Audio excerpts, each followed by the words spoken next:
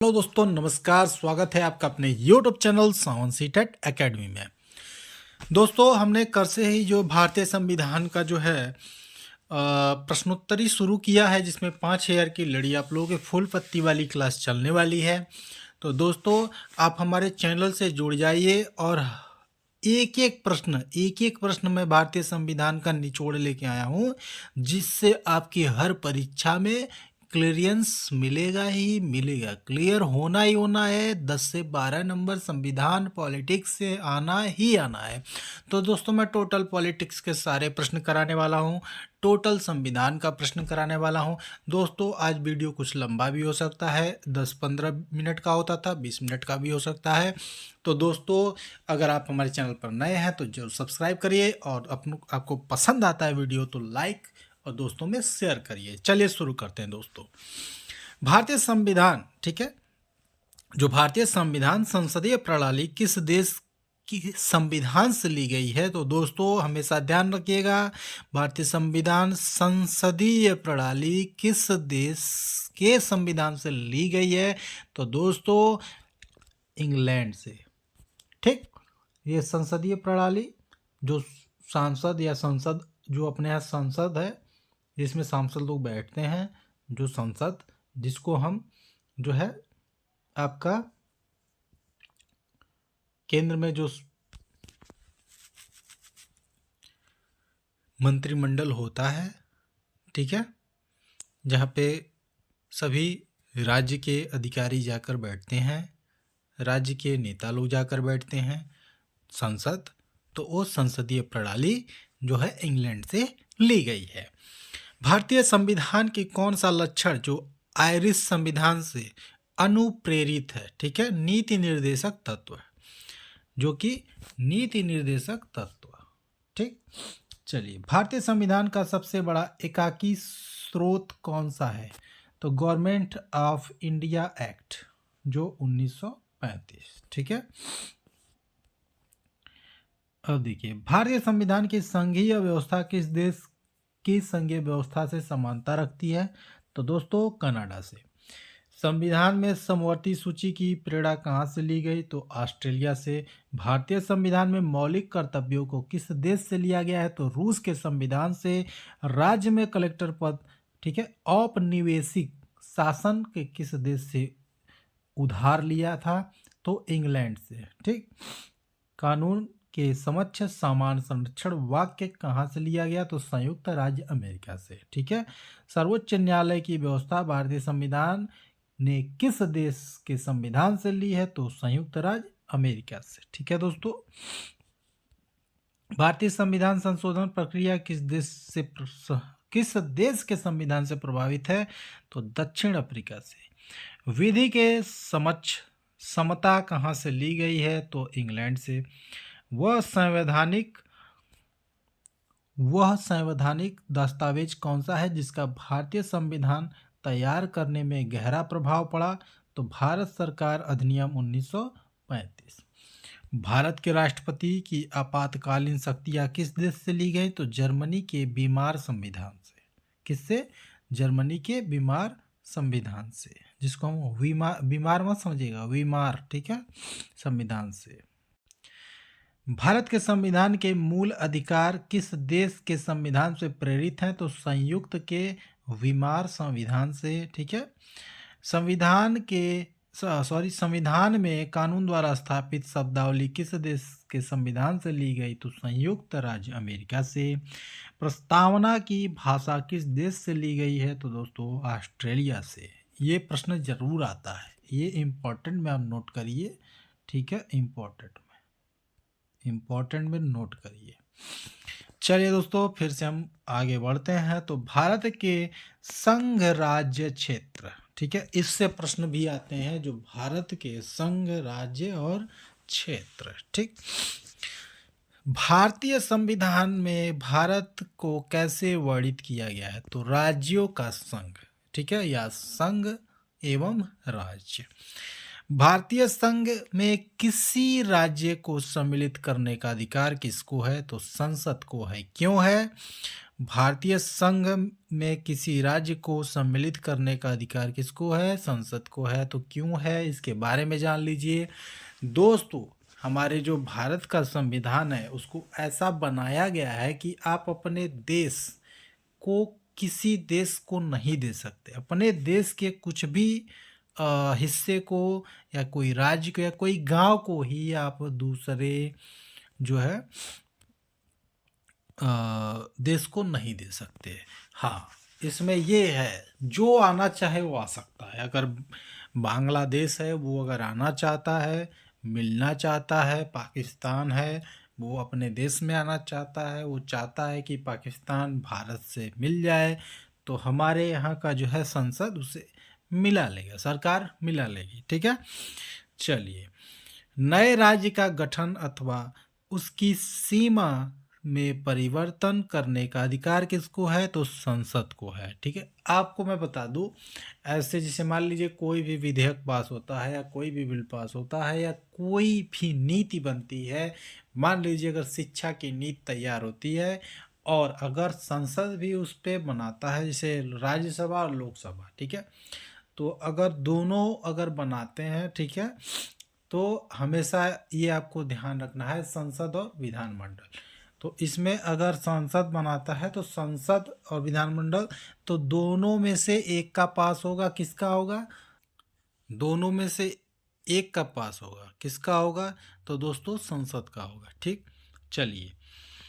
500 से अधिक देशी रियासतों को भारत में विलय करने के लिए कौन उत्तरदायी है? तो सरदार पटेल। क्यों? क्योंकि उस समय जब भारत और पाकिस्तान का बंटवारा हो चुका था, तो उस समय जो आपका हैदराबाद है, ठीक है, ये तैयार नहीं हो रहा था भारत से मिलने के लिए। तो ठीक है, और एक आपका जूनागढ़ है ये। तो ऐसे कई राज्य थे लगभग, तो इनको मिलाने के लिए, विलय करने के लिए, और एक जम्मू कश्मीर, तो इन सबों को मिलाने के लिए अलग अलग जो है, जैसे मान लीजिए आपका जो है पुलिस बल से जो है ज़बरदस्ती हैदराबाद को अपने भारत में मिला लिया गया, क्योंकि देश के बॉर्डर के बीच में, मतलब देश के बीच में हैदराबाद जो है क्या बोलते हैं, वो जो है स्वतंत्र रहना चाहता था। तो सरदार भाई वल्लभ पटेल ने पुलिस भेजी, रातों रात पुलिस ने खूब जो है काढ़ा लोगों को, खूब मारा, और सुबह जो है अपने आप भारत माता की जय। ठीक, तो चलिए शुरू करते हैं, आगे बढ़ते हैं। भाषाई आधार पर राज्यों का पुनर्गठन किस वर्ष किया गया? तो 1956 ईस्वी में। क्यों? अब मैं इसको बता देता हूँ। जो यहाँ पे एक नेता थे, ठीक है,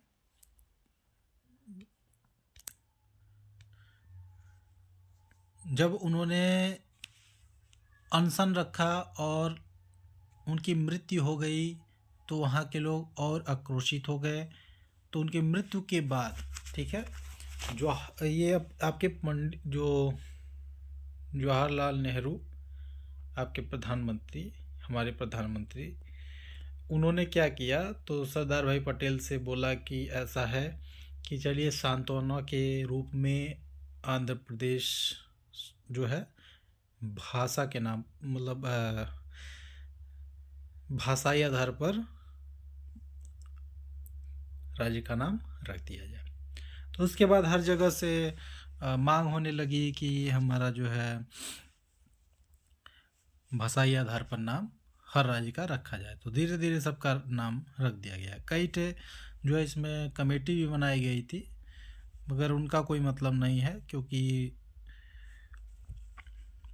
चलिए शुरू करते हैं, आगे बढ़ते हैं। राज्य पुनर्गठन आयोग का गठन कब किया गया? तो 1953 में। भारत में इस समय कितने राज्य व केंद्र शासित प्रदेश हैं? तो 28 राज्य व 7 केंद्र शासित प्रदेश हैं।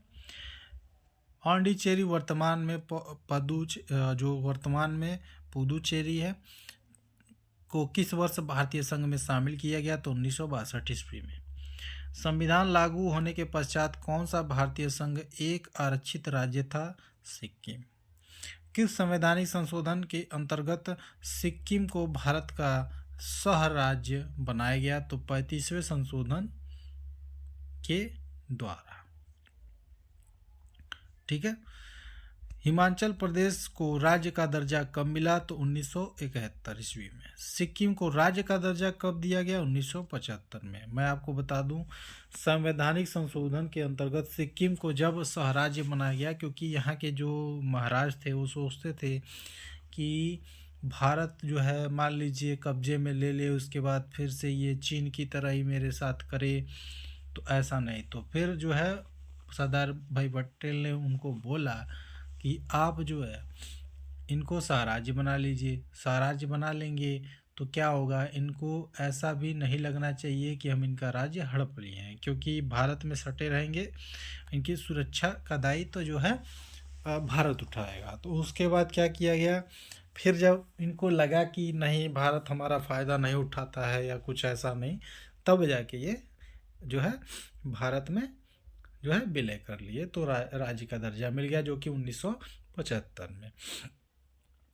चलिए, राज्य पुनर्गठन आयोग की सिफारिशों के अनुसार भारतीय राज्यों का व्यापक पुनर्गठन कब पूरा हुआ? तो 1956 ईस्वी में। ठीक है दोस्तों।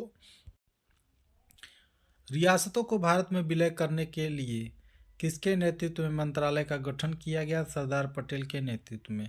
राज्य पुनर्गठन आयोग के अध्यक्ष कौन थे? तो फजल अली थे। ठीक है।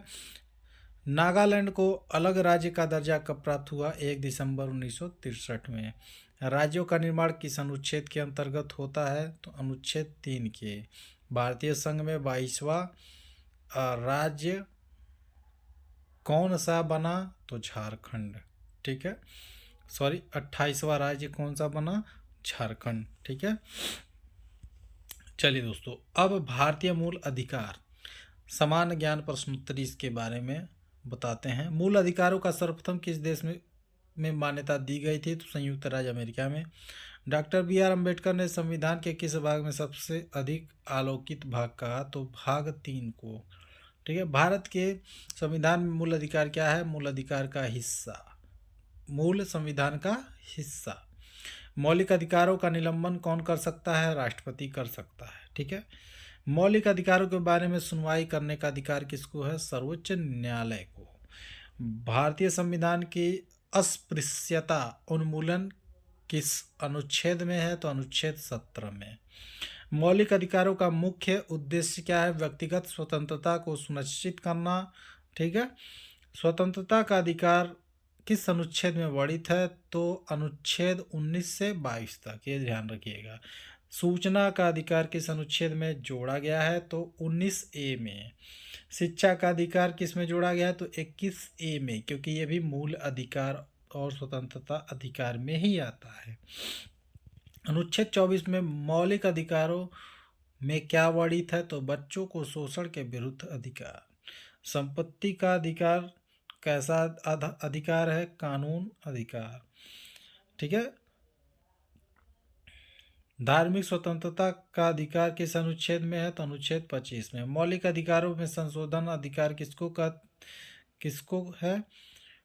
मौलिक अधिकारों में संशोधन का अधिकार किसको है? बताइए। संसद को। किस वाद में संसद को मौलिक अधिकारों का संशोधन का अधिकार दिया गया है? तो केशवानंद भारती वाद में। कौन सा मूल अधिकार विदेशी नागरिकों को प्राप्त नहीं है? अभिव्यक्ति और स्वतंत्रता का अधिकार। वो आपके देश में आकर स्वतंत्र नहीं है, क्योंकि आप भी जाके उसके देश में स्वतंत्र नहीं रहेंगे। ठीक है। चलिए, 6 वर्ष से 14 वर्ष की आयु तक शिक्षा का अधिकार कैसा अधिकार है? मूल अधिकार। ठीक है। बी.आर. अम्बेडकर ने किस संविधान को हृदय एवं आत्मा की संज्ञा दी? तो संवैधानिक उपचारों का अधिकार। मौलिक अधिकारों को लागू करने के लिए रीट कहाँ दायर की जाती है? उच्चतम न्यायालय में। किस याचिका का शाब्दिक अर्थ होता है कि हम आदेश देते हैं? तो परमादेश। सूचना का अधिकार किस राज्य में लागू नहीं है? तो जम्मू एवं कश्मीर। किस कैदी को न्यायालय के समक्ष प्रस्तुत करवाने के लिए किस रीट की आवश्यकता होती है? तो बंदी प्रत्यक्षीकरण का। व्यक्तिगत स्वतंत्रता के लिए कौन सी रिट दायर की जा सकती है? तो हैवियस कॉर्पस। मूल अधिकारों का प्रतिबंध लगाने का अधिकार किसके पास है? तो संसद के पास है। प्रेस की स्वतंत्रता किस अधिकार में निहित है? तो भाषण स्वतंत्रता। संविधान के अनुच्छेद 23 में किसका वर्णन है? शोषण के विरुद्ध अधिकार। संपत्ति के मौलिक अधिकार को किस संशोधन द्वारा समाप्त किया गया? तो 44वें संशोधन द्वारा। ठीक है, पहले मौलिक अधिकार में था संपत्ति का, उसके बाद इसको कानूनी अधिकार बना दिया गया।